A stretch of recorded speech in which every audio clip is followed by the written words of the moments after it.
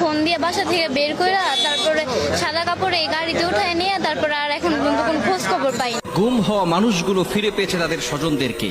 এই আয়নাঘর কি হতো সেখানে? 8 বছর পরে মুক্তি পেয়েছে মীর কাসেম আলীর ছেলে ব্যারিস্টার আরমান।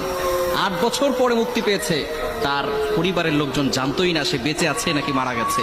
কি হতো এই আয়নাঘরে, যেখানে মানুষকে নির্যাতন করা হতো, অন্ধকারে কারাবদ্ধ করে মানুষের ব্রেনকে নষ্ট করে দেওয়া হতো। একজন মানুষ যাতে করে সচল থাকতে না পারে, তার যতগুলো অ্যাবিলিটি আছে, তার ব্রেন ক্ষমতা যা আছে, এগুলো সবকিছু নষ্ট করে ফেলা হতো।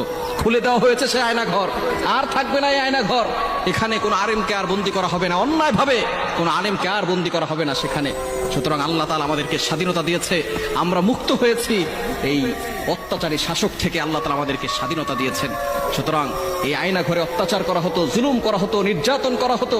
যারা এই হকের পক্ষে ছিল, যারা এই সঠিক কথা বলতো, তাদের এই আয়নাঘরে বন্দী করে রেখে তাদের